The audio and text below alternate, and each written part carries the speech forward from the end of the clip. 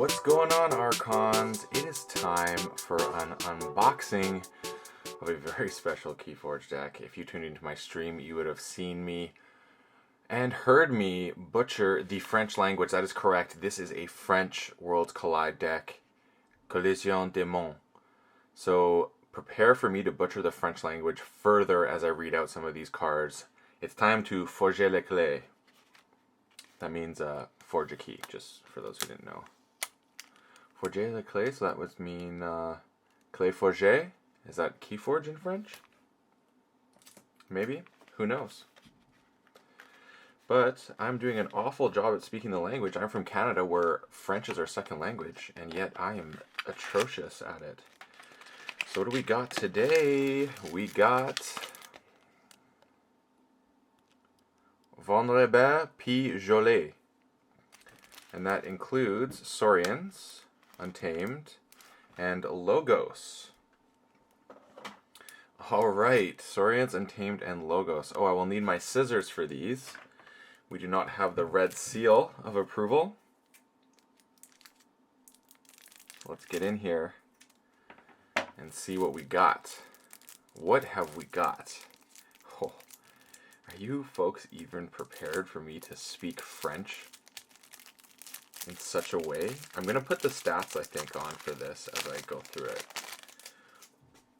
Just because, yeah, why not? So we got, first off, Bibliophile de Babyle. Bibliophile de Babyle. Recherche impitoyable. Okay. Ida, 4x4. 4x4, I believe. Ooh, Ida 4x4. Ooh, Ida 4x4. Sic loyal. Okay. Ingénieur aseptique. Mini think tank. Emprunteur sismique. Bidule bizarre. Ooh, a Maverick Simon. Oui, oui, c'est bon. We have Him de Rubres. Scutum Impérial. Scutum Impérial. Odec le Patricien. Prefectus Ludo. Prefectus Ludo. Quester Jarta.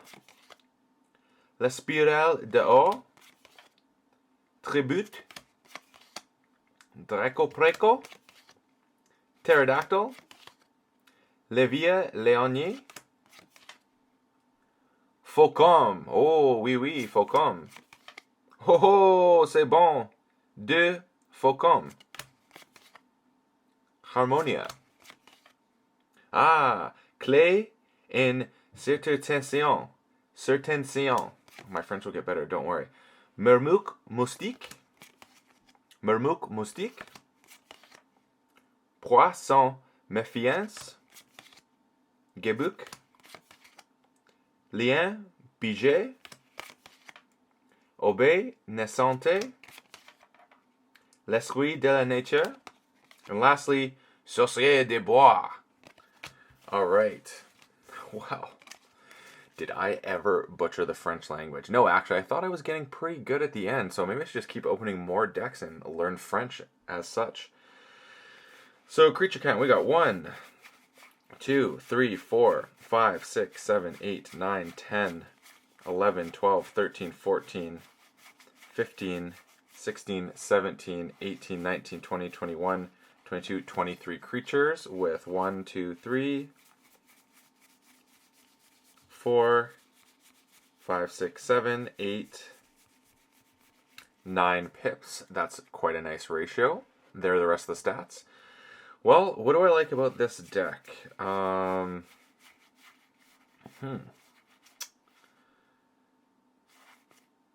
So, Levia the Elder could be good.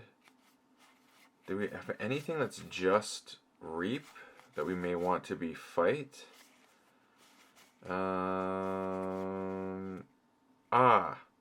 Simon.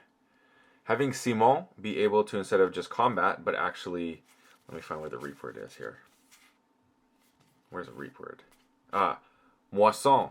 So instead of combat with Simon, you could moisson, and then placer le creature qui combat Simon au sommet du deck de son propriétaire. So it'd be fun, instead of fighting with Simon, to just basically reap and throw a creature. Wait, I guess that wouldn't work. So it says the creature he fights. So I guess he would no longer be fighting the creature. Huh. Awkward. I wonder how that would work. What else we got? Jouer, combat, moisson. Okay, this is jouer, which is play. Combat, moisson, which is reap. So this would be cool. Moisson is reap, but you could actually make this a fight ability then. So you can fight with this, which would be cool, and then discard a card from your hand, which is diffusion une carte de votre main. Oh, and the triple E-die, that's just so sexy. Oh, bibliophile, do you want to fight with this? And you push it, deux cartes? Deux cartes? Deux cartes? Okay, yeah, we're getting better. Don't worry, we're getting better. This is reap, capture 1. So then this will give a creature to fight, capture 1, which is kind of nice. But why would you necessarily want to do that? But just, options. I'm getting too caught up in the language and not paying attention here. So the double ghost hawk is nice because there are some creatures that I would like. Jarda is a good one. Who else we got here?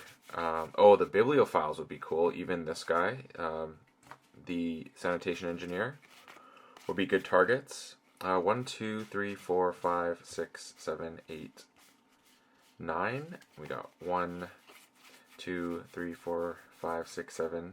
1, 2, 3, 4, 5, 6, 7. So pretty even board state between houses you could call and just reap out and do different things, which is cool. I do like the removal here. The board clear is kind of an issue here. We don't really have a ton of board.